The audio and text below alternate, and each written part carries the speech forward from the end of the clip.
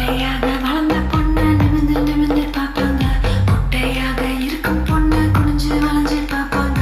கெட்ட பொண்ணு குட்டை பொண்ணு திட்டம் எல்லாம் ஒண்ணுங்க. ஏகம் எல்லாம் மோகம் முத்தி திருட எங்கும் ஆம்பளை புத்தி. ஊ சொல்றியா மாமா, ஊ சொல்றியா மாமா.